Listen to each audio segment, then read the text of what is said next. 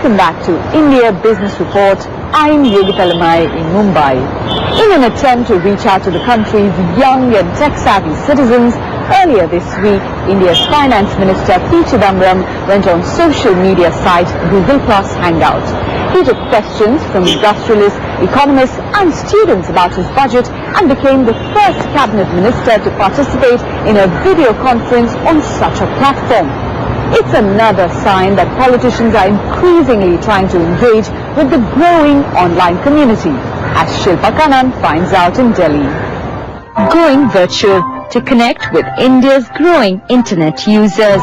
The Finance Minister P. Chidambaram went online to take questions from young students, analysts and even farmers about his budget. Indian industrialist Anand Mahindra also joined the discussion. Or you could say there was in fact a big bang concealed inside your budget, we just weren't reading the signals correctly. No country in the world that I know is talking about a big bang. Many took to other social media platforms such as Twitter to give their opinion on the Finance Minister's online outing. While some questioned the policies in the budget, others wanted more allocations. Only about 10% of India's 1.2 billion citizens use the internet, but it still makes India among the top 3 internet markets in the world. With general elections approaching next year, politicians are increasingly feeling the need to get cyber savvy as a way of connecting with the younger generation of voters. The opposition Bharatiya Janata Party have been early adopters of technology such as social media sites to get their views across. Gujarat's Chief Minister Narendra Modi even used 3D holographic technology and satellite link-ups to address a wider audience during his state election campaign. So essentially what you're now seeing is politicians are waking up to the fact that the large numbers are already directly addressable. They're not going to cut down on TV, they're not going to cut down on print, but they're going to add a heck of a lot of digital, because that's really where the action's moving. So this election you will see a lot more digital media come into play. The BJP has a team of 30-40 people. The Congress, I understand, has put together a team of 100 plus. But the real big ones will be the 2018 elections, and those will be pretty much the big inflection point for social media and politics in India. While internet penetration is small, the number of users are rapidly growing, dominated mostly by young people. With elections slated for next year, it's a huge vote bank that politicians can't afford to ignore. Yeah, please do.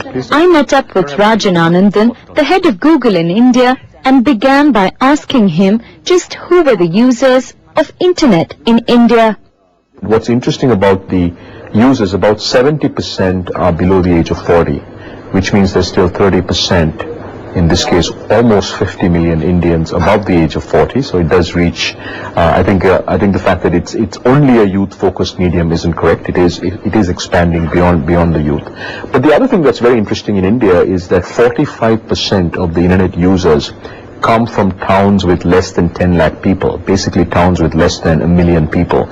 And as in India, as you know, we have a large number of our population that actually comes from smaller towns. So both in terms of demographic, but also in terms of geographic reach, the internet has reached, very, very small towns in India. But what about India's censorship rules for the internet? Do you think there's enough clarity on the regulations that the Indian government uses? And do you think there is anything more that India can really do? Are companies ready to have a web regulator? It's fair to say that more clarity when it comes to the internet environment, I think would be a lot better, right? Because when there isn't clarity is when there can be misrepresentation. But what I can say is I think the dialogue is progressing pretty well, and we are confident that as the largest democracy, we will work through these set of issues that we have for the industry. I mean, these are a set of very important set of issues for the industry, and we are working through them. Why is it that Google hasn't really focused on hardware in India? Are we going to see the rollout of Nexus tablets or low-cost smartphones soon? Primary focus we have when it comes to the hardware ecosystem is to work with our partners in India, in the Indian ecosystem, to make computing very, very affordable, right? How do we make smartphones not just better performing, but also much more affordable? How do we make tablets? Tablets will be the first computer, right? In a traditional computing sense, not from smartphones, will be the first computer that most of India will use. Our focus really is around how do we make computing affordable and scale that